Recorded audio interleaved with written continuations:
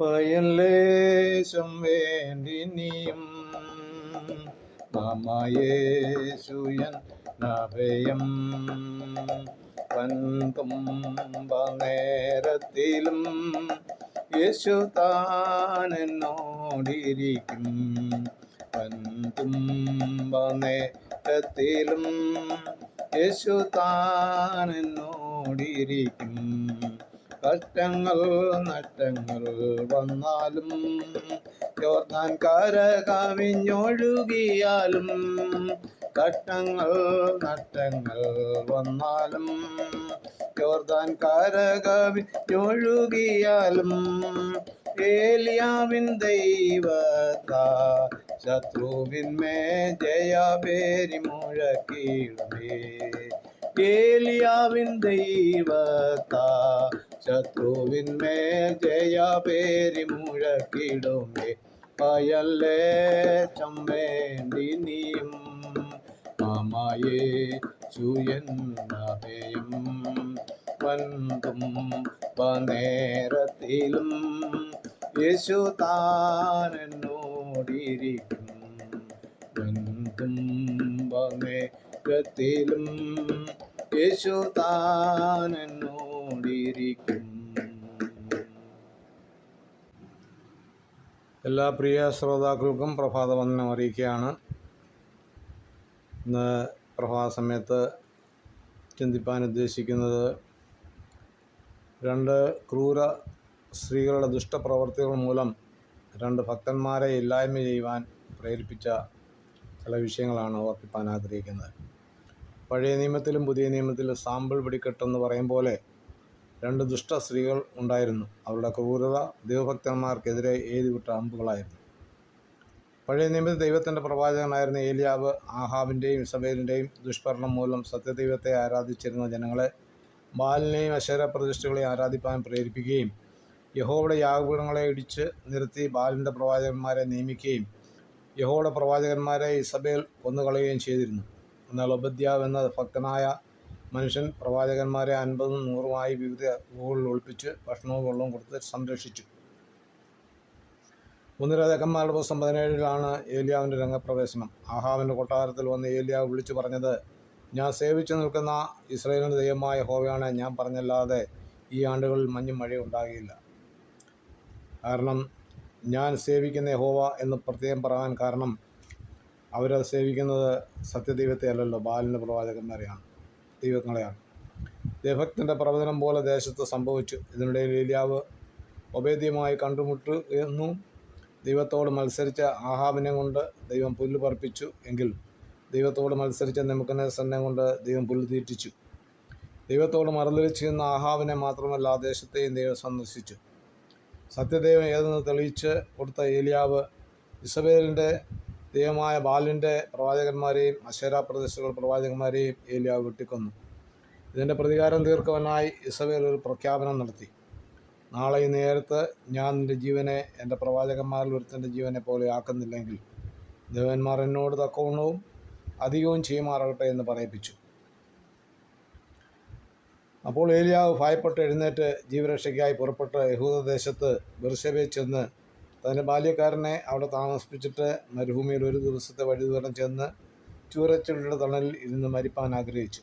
എന്നിട്ട് യഹോവയോട് പറഞ്ഞത്, ഇപ്പോൾ മതി യഹോവയെ, എൻ്റെ പ്രാണനെ എടുത്തുകൊള്ളണമേ, ഞാൻ എൻ്റെ പിതാക്കന്മാരെക്കാൾ നല്ലവനല്ലല്ലോ എന്ന് പറഞ്ഞു.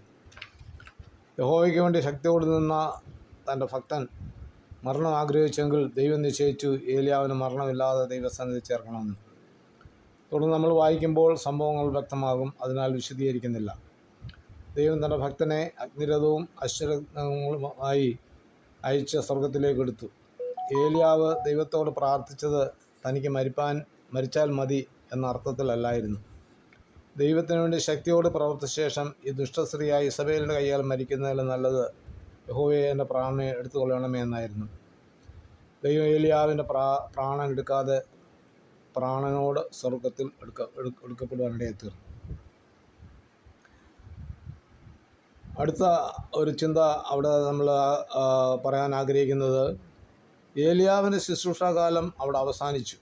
കാരണം ജനത്തെ സത്യദൈവത്തെങ്കിലേക്ക് കർമ്മേൽ പർവ്വതത്തിൽ വെച്ച് തിരിച്ച് ജനതങ്ങളുടെ ഹൃദയങ്ങളെ സത്യദൈവത്തെ ആരാധിപ്പാനുള്ള ഗുണം തിരഞ്ഞെടുത്തോടുകൂടി ഏലിയാവിൻ്റെ ശുശ്രൂഷ അവിടെ അവസാനിക്കുകയാണ്. അതിനാൽ ദൈവം ഏലിയാവിനെ എടുക്കപ്പെടുവാനിടയെത്തുന്നു. അടുത്തത് ദുഷ്ടസ്ത്രീയായിരുന്ന ഹെരോദ്യ. ആ കാലത്ത് ഹെരോദാവാണ് ഭരണം നടത്തിയത്. തൻ്റെ സഹോദരൻ ഫിലിപ്പിൻ്റെ ഭാര്യ ഹെരോദയുമായുള്ള ബന്ധത്തെ യോഹന്നാൻ സ്നാപകൻ വിമർശിക്കുവാൻ തുടങ്ങി. അത് നിയമലംഘനമാണെന്നും നിനക്കത് യോഗ്യമല്ല എന്ന് പരസ്യമായി പറഞ്ഞതിൽ അമർഷം കൊണ്ട് ഹെരോദിയ യോഹന്നാനെ വകവരുത്തുവാൻ തക്കം പാർത്തിരുന്നു. യോഹന്നാൻ നീതിയുള്ളവനെന്നും വിശുദ്ധിയുള്ള മനുഷ്യനെന്നും കണ്ട് ഹെരോദാവ് യോഹന്നാനെ കാത്തുകൊണ്ട് ഒടുവിൽ യോഹന്നാൻ തടവിലാക്കപ്പെട്ടു. ഈ സമയത്താണ് ഹെരോദാവിൻ്റെ ജന്മദിനത്തിൽ ആഘോഷങ്ങൾ നടത്തുകയും മഹത്തുക്കൾ, വിശിഷ്ട വ്യക്തികൾ എന്നിവർക്ക് വിരുന്ന് സൽക്കാരം നൽകുകയും ചെയ്ത കൂട്ടത്തിൽ ഹെരോദിയുടെ മകൾ രാജാവിന് മുമ്പിൽ നൃത്തം ചെയ്ത് വീഞ്ഞു കുടിച്ച് മത്തനായ ഹെരോദാവ് നർത്തകിയെ അഭിനന്ദിച്ച് എന്നിട്ടൊരു വാഗ്ദാനം ചെയ്തു. എന്തു ചോദിച്ചാലും രാജ്യത്തിൻ്റെ പകുതിയാണെങ്കിലും നിനക്ക് സമ്മാനമായി തരാം എന്ന് രാജാവ് ഓഫർ ചെയ്തു. കിട്ടിയ ഓഫറുമായിട്ട് അവൾ അമ്മയുടെ അടുത്ത് എന്ന് ചോദിച്ചു. ദുഷ്ടസ്ത്രീയായ ഹെരോദ്യ യോഹന്നാനോട് പ്രതികാരം ചെയ്യുവാൻ നോക്കിയിരിക്കുകയായിരുന്നു. അവസരം തക്കത്തിൽ ഉപയോഗിച്ചിട്ട് മകളോട് പറഞ്ഞു, യോഹന്നാൻ്റെ തല ഒരു താലത്തിൽ സമ്മാനമായി മതിയെന്ന്. രാജാവ് ഒന്ന് ഞെട്ടിയെങ്കിലും പിന്നത്തേൽ സമ്മതം മൂളി. ആകുമ്പടി നായകനോട് യോഹന്നാൻ്റെ തല വെട്ടി താലത്തിൽ കൊണ്ടുവരുവാൻ പറഞ്ഞു. അവൻ അങ്ങനെ ചെയ്തു. ആ ദുഷ്ടസ്ത്രീയായ ഹെരോദ്യ മൂലം യോഹന്നാൻ സ്നാപകൻ്റെ തല ഛേദിക്കപ്പെട്ടു.